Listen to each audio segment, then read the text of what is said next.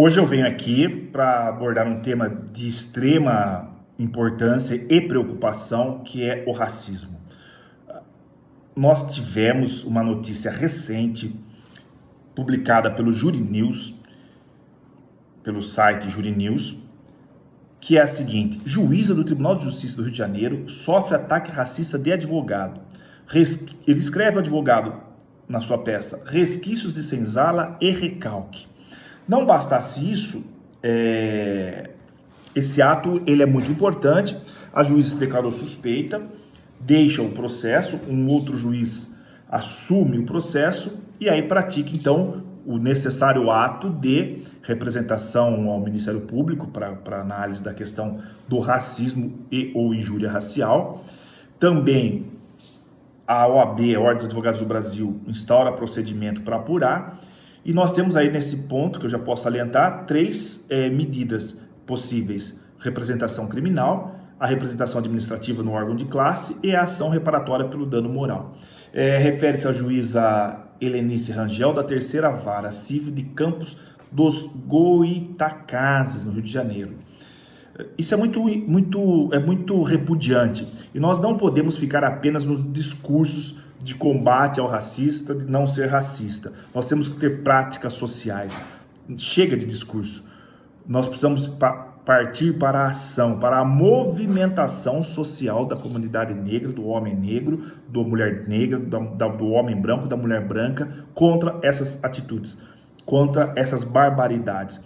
E eu chamo a atenção aqui para um fato que no meu pós-doutorado, na Faculdade de Direito Largo São Francisco, sobre coordenação do professor Otávio Pinto e Silva, eu pesquisei, trabalhei a questão do racismo com recorte no direito do trabalho e deu a produção desse livro aqui, que é Direito do Trabalho e Antirracismo, publicado pela editora Lacier, que já estou fazendo a revisão para a segunda edição.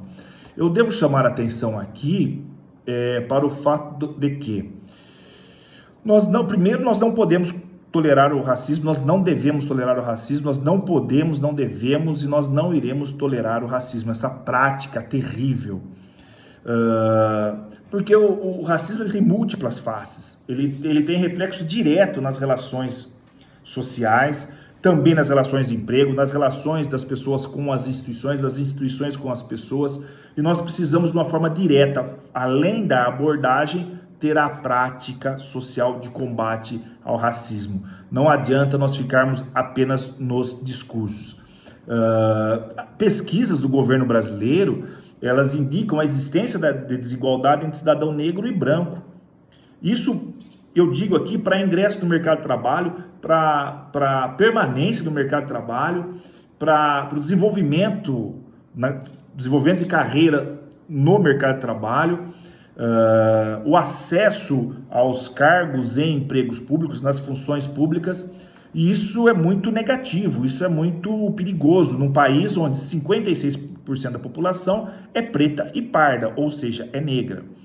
Nós não podemos admitir isso.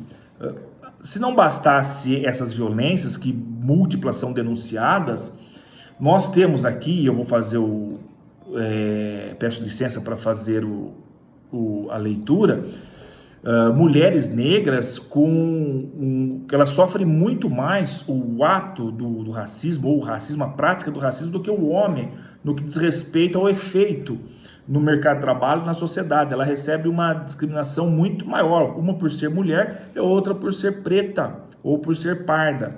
E isso acontece muito. E nós temos decisões que referência ao cabelo, à vestimenta, então a cor da pele, essas questões são muito impactantes negativamente na vida da mulher negra e do homem preto.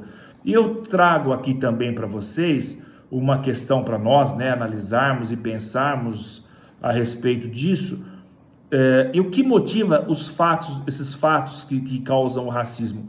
O racismo, o que vem a ser o racismo? Primeiro, o racismo é uma construção social fruto do eurocentrismo e do colonialismo, e é entendido o racismo como uma prática social que adquire diferentes formas, onde a dominação racial de um grupo pelo outro é o elemento fundante dessa prática. Ou seja, o racismo vem a ser a dominação de um grupo, o grupo branco, com referência ao grupo do preto e do pardo. Então, o racismo, ele é um sistema de dominação social que reprisa e que se repete, que se dá em vários mecanismos, que eu tentaria abordar de uma forma muito rápida aqui. E essa dominação que se dá é desse grupo que ele passa a ter vantagens nas relações sociais, vantagens nas relações econômicas, por ser branco. Ponto. Isso é o racismo. Que é diferente da injúria racial, que é a ofensa que se faz à pessoa pela cor da pele, pelo cabelo. Aí eu tenho a figura da injúria racial, que são crimes também. O racismo ele é dirigido à coletividade, são atos contra uma raça, vamos assim dizer, que raça é uma construção social, que nós temos a pessoa humana, a pessoa, o cidadão, a cidadã, depois foi classificado como branco, pardo, preto, mas o racismo é essa ofensa que se faz a esse grupo de pessoas. E o racismo, existe classificação, que ela não se esgota aí, só dando como exemplo, o racismo institucional, o racismo estrutural, racismo interpessoal, racismo recreativo, racismo cultural, que se divide em epistemicídio e imagens de controle, e racismo semântico, simbólico cognitivo. Eu vou mudar aqui, de vez em quando eu desvio o meu olhar, que é para mudar aqui, para poder fazer a leitura de alguns pontos. O racismo institucional, ele se materializa na desvantagem dos negros como integrantes de grupos étnicos e raciais subalternizados e ocasiona o impedimento de acesso a uma instituição pública ou privada. Isso é fato, basta nós analisarmos nas instituições públicas, poder executivo, legislativo e judiciários, quantos negros nós temos. Muito simples. Porque ele tem a dificuldade de acesso, e eu vou tentar demonstrar ainda nesse nosso vídeo o porquê disso, né? Existe todo um conjunto, um fato que causa essa impossibilidade de acesso.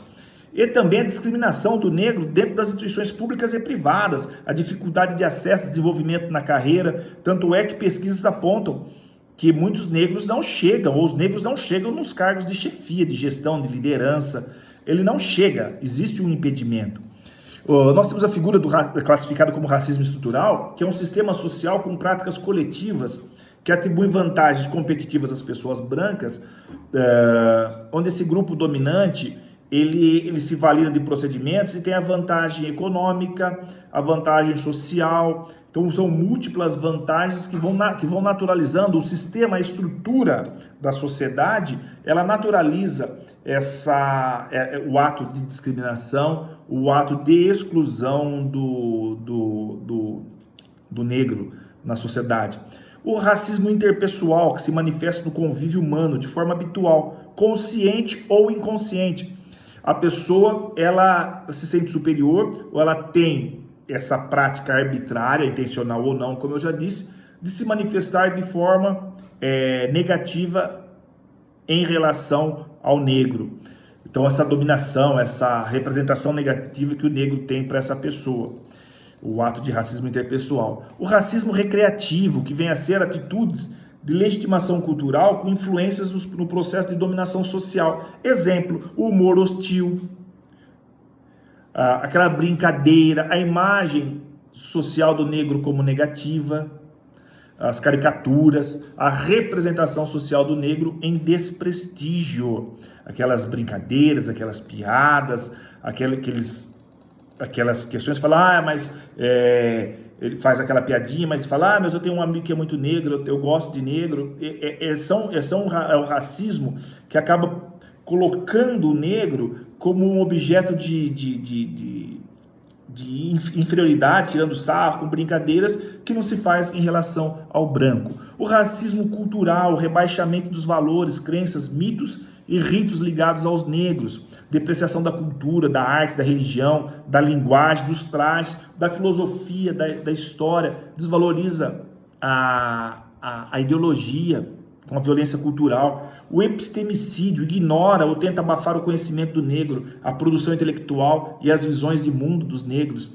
Isso é muito comum na academia, isso é muito comum, as universidades não trabalham, hoje tem tentado resgatar a questão das produções científicas dos negros. O racismo cultural, aquela propagação de ideias jocosas do negro preguiçoso, malandro, as representações caricaturais do negro, isso você vai desgastando a figura do negro. E tem uma questão interessante, uma classificação que o professor Fonseca de Araraquara trabalha muito bem isso, que é o racismo semântico, simbólico, cognitivo, que vem a ser, na verdade, um fenômeno sociopsíquico que tem base em processos históricos, culturais, políticos e econômicos, cuja atuação mascara a realidade e não impede a pessoa no convívio social. Ela não obsta, não recusa o preto, o pardo no convívio social, mas não lhe permite a ascensão. Convive. Olha, nós não somos racistas. Nós admitimos o negro tomando café na padaria, no restaurante, mas nós não permitimos a ascensão. Ele pode até prestar um concurso público, tem lá 2, 5, 10%, mas a ascensão é uma exceção. Racismo semântico, simbólico, cognitivo. Então, nós temos que trazer isso de uma forma muito séria, porque isso está presente na sociedade. Não sou eu, Renato Barros, está dizendo. São múltiplos pesquisadores e também autores, pesquisadores e pesquisas do Estado brasileiro, do Brasil, através do IBGE. O Estado brasileiro teve uma participação decisiva para a incorporação do racismo na cultura do país, porque ele faz o quê? O desenvolvimento da colônia com o enriquecimento de Portugal, ele só é possível com a escravização do negro. A escravização do indígena não foi possível no Brasil, não se desenvolveu. Então nós temos a escravização do negro. E o homem e a mulher negra, a eles eram destinados os piores trabalhos horríveis, na lavoura, ou na senzala, ou ali na casa grande, mas os piores trabalhos. E o trabalho passa a ter um efeito negativo. Tanto é que no Brasil nós temos a cultura do trabalho braçal, o trabalho de rua, ser como negativo. O bom é quem faz a gestão do trabalho. Nós temos um preconceito muito forte, ou um conceito negativo do trabalho, por conta dessa herança maldita, eu posso assim dizer, da escravização. Então o negro, ele gera riqueza para um país, gera riqueza para uma classe, e ele é excluído do gozo da riqueza que ele produz. Nesse contexto também, nós temos a figura do próprio Estado brasileiro, que exclui o negro dos bancos da escola. Eu tenho um estudo nesse sentido, se vocês quiserem eu mando para quem tiver interesse, onde há o levantamento dos estados brasileiros, que eram as províncias brasileiras, que excluíam o preto e o pardo, livre ou não, de sentar, de ir frequentar as escolas. A legislação, o sistema normativo do Brasil permitia a exclusão do negro nos bancos das escolas. Então o negro era proibido de frequentar a escola, ele era proibido de ter conhecimento. E a hora, quando nós falamos da necessidade de políticas de inclusão, há toda uma questão de não podemos. Nós devemos, infelizmente, nós precisamos de políticas de inclusão, porque o próprio sistema brasileiro, ele se dá, a riqueza produzida no Brasil, se dá com a exploração do negro e o impedimento que ele acessasse os bancos da escola. E aí nós vamos falar em meritocracia, que é, na verdade, uma farsa, que nós podemos desenvolver um bate-papo específico sobre isso. Sobre o ponto de vista da psicologia, o racismo afeta negativamente o negro. Ele atinge sua subjetividade, ele alcança o imaginário, a representação coletiva, ele atinge a identificação individual e a formação da identidade coletiva, acarretando uma autoestima, o sentimento de inferiorização, de ser inferiorizado, a supervalorização do branco. Ele vê o branco como referência e o negro não. Ele não é uma referência, para ele é impossível. Então ele tem o branco, isso é fato, isso não sou eu que estou dizendo, mas é a visão psicológica. A Universidade de São Paulo, no Departamento de Psicologia, tem estudos nesse sentido, de psicanálise e psicologia voltada ao racismo. Então, nesse sentido, nós temos que combater, e o nosso sistema normativo ele é forte, E nós não precisamos, como já diz o Norberto Bobbio, de mais fundamentação para a garantia desse direito fundamental do cidadão. Nós precisamos efetivar. Não adianta mais discursos. Ótimo, eu tenho um livro, muito bacana, mas nós precisamos de prática social. A comunidade ela tem que se manifestar, ela tem que ir para a rua, ela tem que reivindicar a igualdade. Não adianta nós ficarmos apenas no campo da retórica. Isso é muito pouco. O sistema ele não permite a efetivação dos direitos humanos e fundamentais. E a República Federativa do Brasil ela só vai se desenvolver se ela efetivar esses direitos fundamentais. Então fica aqui o meu repúdio a todo ato de racismo, de injúria racial. As autoridades, poder do executivo, a polícia civil, militar, eles devem apurar que ela é composta na sua gestão de brancos, que na sua subjetividade não sabem, não sentem o que é o racismo. Eles precisam apurar esses fatos de uma forma mais isenta possível. O Poder Judiciário precisa enfrentar essa questão, o Ministério Público precisa enfrentar essa questão.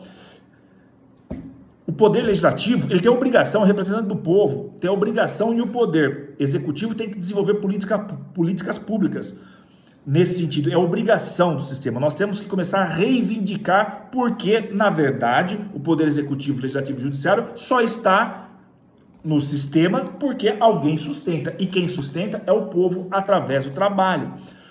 Então, a nossa sociedade, no sistema capitalista, ou até outros sistemas, se não tiver o trabalho, você não tem uma organização social. Então, cabe à sociedade começar a reivindicar que essas instituições que representam a sociedade, não é só o legislativo que representa a sociedade, todas as instituições, o Estado brasileiro precisa tomar a administração dessas questões para que nós possamos ser uma sociedade livre, justa, uma sociedade efetivamente igual, se é que isso é possível.